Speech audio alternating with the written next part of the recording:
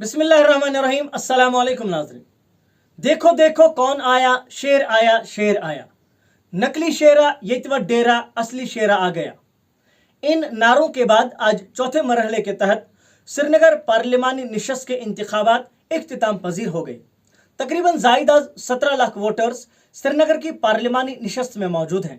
फिलहाल इस निशस्त का शेर कौन बनेगा वो आने वाला वक्त ही बताएगा, यानी कि जब काउंटिंग की जाएगी 4 जून को मालूम पड़ जाएगा कि असली शेर कौन है।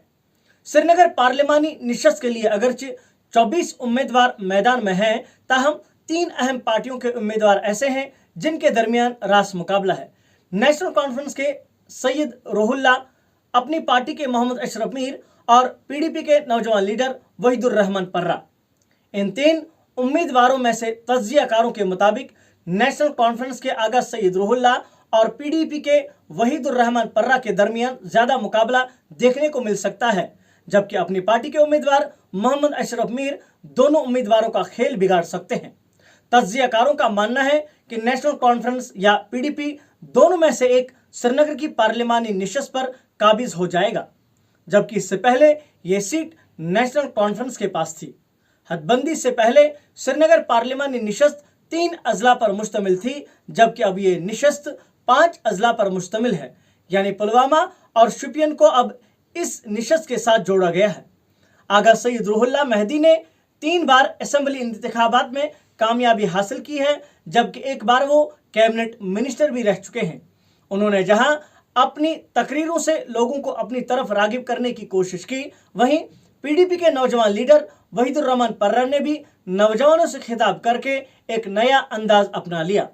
शुरुआती दिनों में लग रहा था कि पीडीपी के उम्मीदवार से कोई खास असर नहीं पड़ेगा, मगर वहीदुर रहमान पर्रा के तई नौजवानों का बढ़ता रुझान देखकर तज्जियाकारों ने मान लिया कि अब श्रीनगर पार्लिमानी निशस्त के लिए खासकर 2 उम्मीदवारों के दरमियान करीबी मामला है, यानी आगा सैयद रूहुल्लाह और वहीदुर रहमान पर्रा।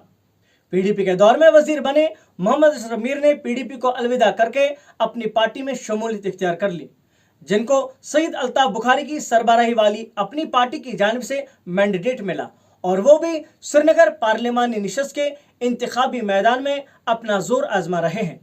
आज़ाद उम्मीदवारों के अलावा कई पार्टियों के उम्मीदवार अपनी किस्मत इस निशस्त पर आजमा रहे हैं, लेकिन 4 जून को फैसला होगा कि मुल्क की पार्लियामेंट में किसका इस्तेकबाल किया जाएगा।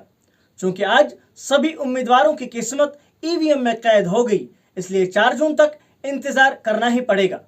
लंबी लंबी कतारें और वोट देने की बेताबी आज कई पोलिंग मराकज पर देखने को मिली, जबकि पुलवामा के कई पोलिंग मराकज पर वोटर्स अपना वोट देने के लिए सुबह सवेरे ही कतार में लग गए थे।